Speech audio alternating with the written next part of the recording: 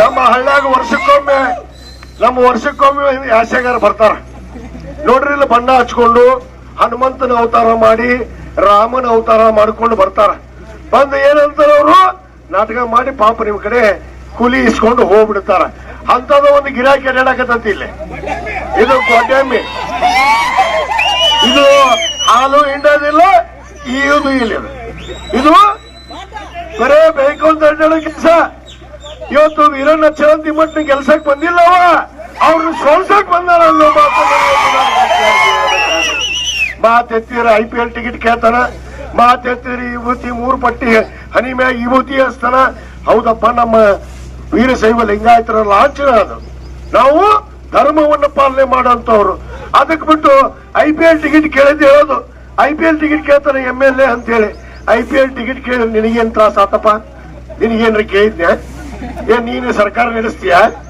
ನೀನು KS ಇದು ಓನರ? ನೀನು IPL ಓನರ್? IPL ಟಿಕೆಟ್ ಕೇಳಿ ಮುಗಿಸೋದು. ಇನ್ನೊಂದು ಸಕ್ಕರೆ ಕಾರ್ಖಾನೆ ಅಂತ ಹೇಳಿ ನಮ್ಮ ಶಿವಾನಂದ ಪಾಟೀಲ್ ಅವ್ರಿಗೆ ಹಂಗಿಸೋದು.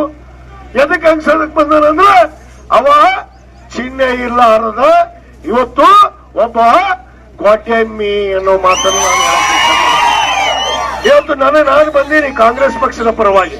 ನನಗೊಂದು ಚಿಹ್ನೆ ಐತಿ. ಇವತ್ತು ಕಾಂಗ್ರೆಸ್ ಪಕ್ಷದ ಹಸ್ತ ಚಿಹ್ನೆಗೆ ಓಟ್ ಹಾಕ್ರಿ ಅಂತ ಹೇಳಿ ನಿಮಗ ಕೈ ಮುಗಿದು ವಿನಂತಿ ಮಾಡ್ಕೋಕ್ ನಾ ಬಂದೀನಿ. ಅವ ಎದಕ್ ಬಂದಾನ? ಅವನು ಎದಿ ಮ್ಯಾಗ ಏನ್ರ ಚಿಹ್ನೆ ಇತ್ತನಪ್ಪ?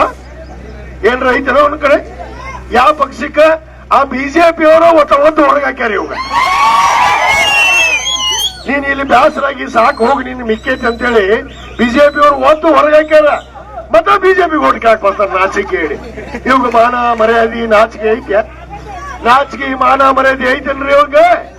ಬರೇ ಮಾತೆತ್ತಿನ ಪಾಕಿಸ್ತಾನ, ಇಲ್ಲಿ ಕರ ಪಾಕಿಸ್ತಾನ ಇಲ್ಲಾಂದ್ರೆ ಸಾಬರಿಗೆ ಅನ್ನೋದು, ಮುಸ್ಲಿಮ್ಗೆ ಬೇಯೋದು. ಇದು ಬಿಟ್ರೆ ಬೇರೆ ಏನಾರ ಮಾತಾಡ್ತಾರ?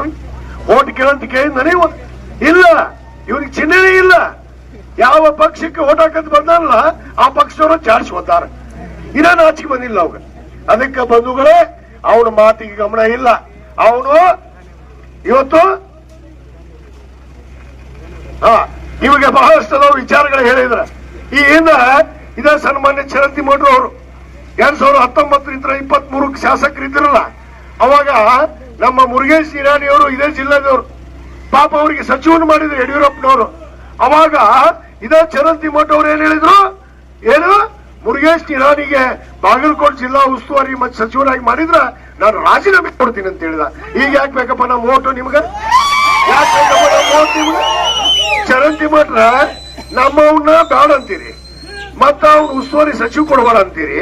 ಇವತ್ತು ನೋಡಿದ್ರೆ ಬಂದು ನಮ್ಮ ಓಟ ಬೇಕಂತ ಕೈ ಮುಗಿತೀರಿ. ಅದಕ್ಕೆ ಇದೊಂದು ಗೊಂಡೆಮ್ಮೆ ಹಿಡ್ಕೊಂಡು ನಾಟಕ ಮಾಡ್ಕೊಂತ ಇವತ್ತು ಅಡ್ಡಾಡಕತ್ತೀರಿ. ಯಾಕ? ಇವ ಬಂದ್ರೆ ಓಟ್ ಹಾಕ್ತಾರ. ಇವ ಯಾವ್ರು? ಇವ ಬಿಜಾಪುರದವ.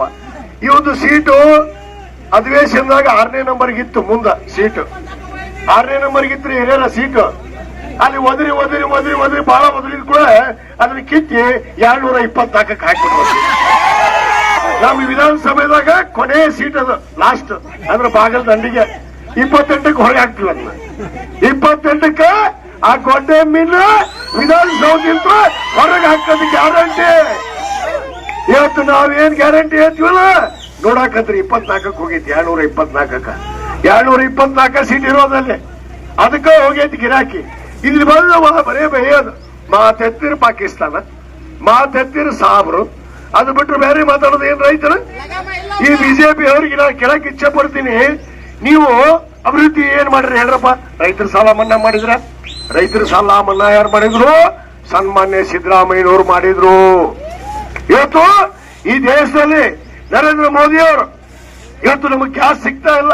ಪೆಟ್ರೋಲ್ ದರ ನೋಡ್ರಿ, ಡಾಲರ್ ದರ ನೋಡ್ರಿ, ಯಾವ ಮುಗುಲಿಗೆ ಮುಟ್ಟಿದಾವ್ರಿ. ಪಾಪ ಬಡವರಿಗೆ ಯಾವುದೇ ಒಂದು ಮನೆ ಕಟ್ಟುವಂತ ಕೆಲಸ ಮಾಡಲಿಲ್ಲ. ಬಡವರಿಗೆ ಅನ್ನ ಭಾಗ್ಯ ಕೊಡ್ಲಿಲ್ಲ. ಇವತ್ತು ತಾಯಂದ್ರಿಗೆ ಯಾವುದೇ ಯೋಜನೆಯನ್ನ ತರಲಿಲ್ಲ.